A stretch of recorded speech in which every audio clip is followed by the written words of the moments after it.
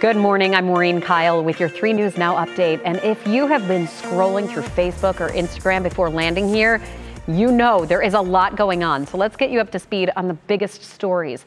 And first, to tragedy in Indianapolis. A gunman opened fire and killed 8 people at a FedEx facility near the airport there. At least 4 people were sent to the hospital with injuries. Police say the shooter killed himself, and they are trying to figure out what led up to the shooting. Look for updates as we get them. Closer to home now, we are getting a first-hand look at a deadly shooting on the city's east side. Police body cam video shows officers chasing a man wanted on murder charges near East 134th Street. Drop, do not reach for what? The officer encountered the person, ordered him to put his hands up, to get down, where that person basically turned on the officer, pulled a gun from his waistband, in which time the officer fired his weapon.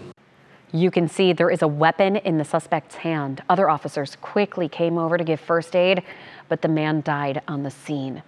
Now to an update in vaccine protocol.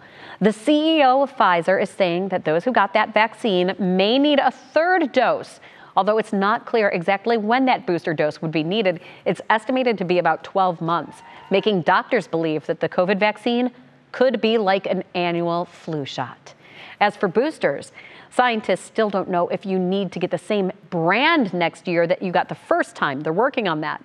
In the meantime, Governor Mike DeWine says a strong coronavirus variant is multiplying quickly in the state and is behind the recent spike in cases. Right now, we are moving further away from lifting all restrictions in the state. But there is good news. Almost 37% of Ohioans have received at least 1 shot. And every time someone protects themselves with this shot, they are protecting the rest of us because it is going to slow this virus down. You can find a complete list of vaccination sites by clicking on the COVID-19 section of WKYC.com. All right, now let's get a check from Holly with a look at that weekend weather. Hi, Holly. Thank you, Maureen. And as we look ahead to the rest of this Friday, it is still rather cool for this time of the year. And even into this afternoon, can't rule out a spotty shower if you're east.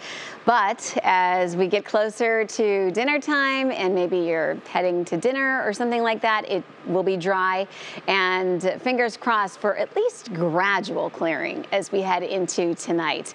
We are going to see dry weather for the weekend. That's the best news, but it's going to be partly to mostly cloudy skies, and we're going to kind of hover in the 50s. So not exactly that normal high of 59, 60 degrees, but definitely an improvement. So we'll take it. And just as long as your sweatshirts and layered up a bit, it'll be fine to get outside. A really good weekend for fire pits and stuff like that. Chilly in the meantime today, and those leftover shower chances again will continue, upper 40s. And here's a look at what happens through the weekend and beyond. We'll be in the mid to upper 50 range towards Sunday. Again, partly to mostly cloudy skies through your weekend. Monday looks great. That's spring in the low 60s and plenty of sunshine. And then we take another dip later into Tuesday, Wednesday, and back to near 60 on Thursday. Maureen, back to you. All right, Holly, thank you so much. Well, Ohio's Senate race is about to get some more national attention as former Trump campaign manager and senior advisor Kellyanne Conway is joining an Ohio Senate campaign. She's going to become the campaign senior advisor for Bernie Moreno. Conway calling Moreno, quote, a conservative political outsider and successful businessman like President Donald J. Trump. And Northeast Ohio is honoring Prince Philip this weekend. The World War II submarine, the USS Cod, docked in Cleveland's North Coast Harbor, will fire a deck gun salute and also conduct a short tribute at 3 o'clock on Saturday afternoon. And tomorrow, Prince Philip's funeral will be held at St. George's Chapel in Windsor. Buckingham Palace announced that his children, Prince Charles and Princess Anne, will lead the 15-member procession to the chapel for the funeral. Prince Harry and Prince William will walk behind the Duke's coffin with other members of their family.